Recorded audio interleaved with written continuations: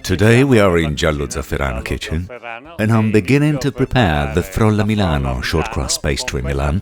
With this pastry one can make any kind of cake.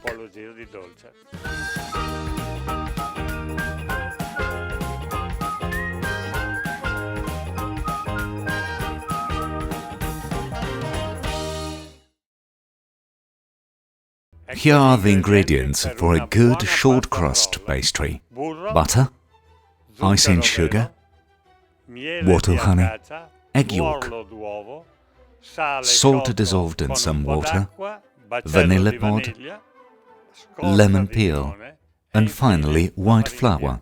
Let's start the process by putting the butter in the small planetary bowl. The butter must be soft, yet solid,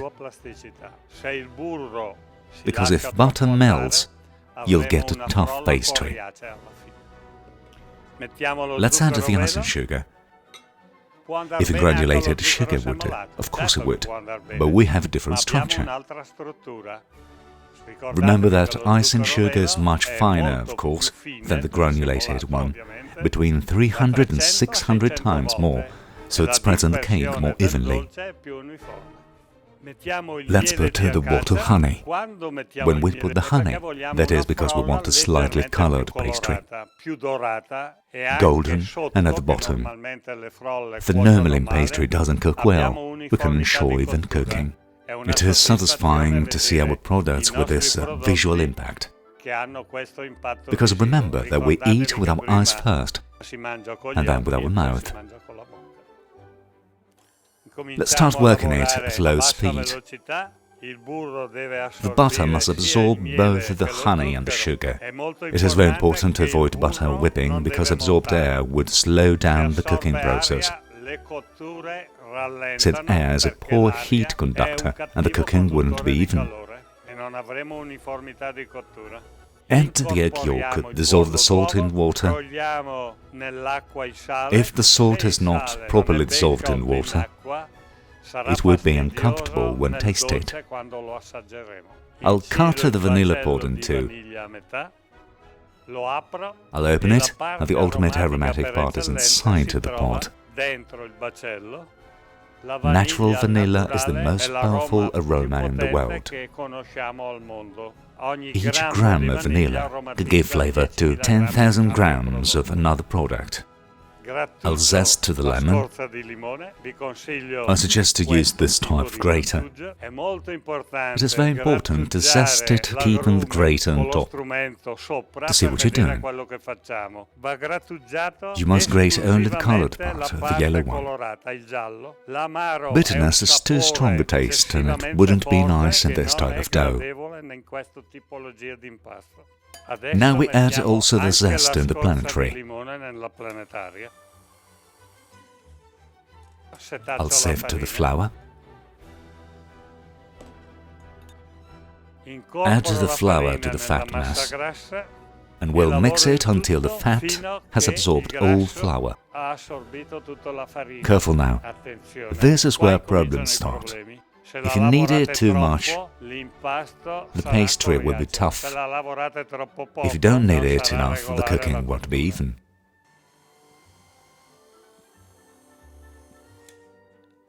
A suggestion for the mixing process: speed 1, keep looking at the bowl. As soon as the flour has been absorbed, stop the machine. Check if the dough is ready, and if the humidity I put is well balanced. I'll teach you a little secret. Take some of the dough out, check it with your hands. If your hand remains clean, it means your dough is perfect. I'll take it to rock scraper, I'll clean the leaf.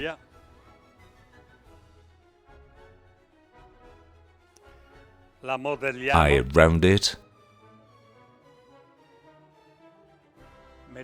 I wrap it in cling film, and I put it in the fridge. I suggest you to prepare it in the evening for the following day. The fat and the sugar will stabilize, and it will be more even, and it will be rolled out more easily with the rolling pin. Here's our dough, just out of the fridge, well settled and stabilized to perfection. I spread some flour on the table, not too much. Let's put the dough in the middle, another little bit of flour on the surface, and then we started rolling it out. Let the rolling pin roll up and down. Turn it around in order to roll it evenly. Let your index finger and your thumb run through the dough to feel if it is even. In this case, it is a bit thicker this side. One more go with the rolling pin, and we have it even. Let's take a ring to cut out of the dough. Let's put the ring on the cooking tray. Now we have a circle pastry, about 4 mm thick. We'll place it inside the ring. Let's remove some of the dough to make a rope shape. Cake mortar, in this case a Tart mortar. Here it is.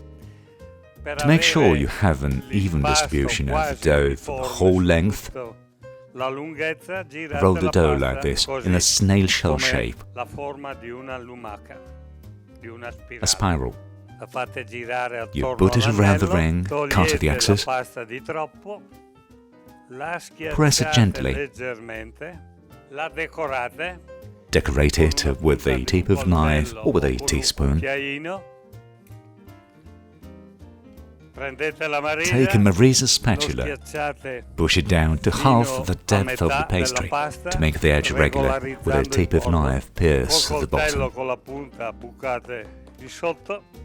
Why isn't a ring and not a cake pan?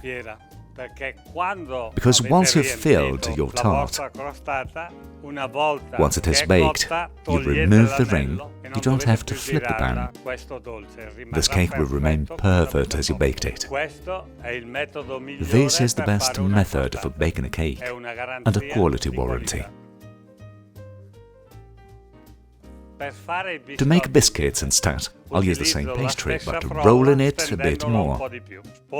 I'll spread again some flour on the table, some flour on the surface of the pastry too.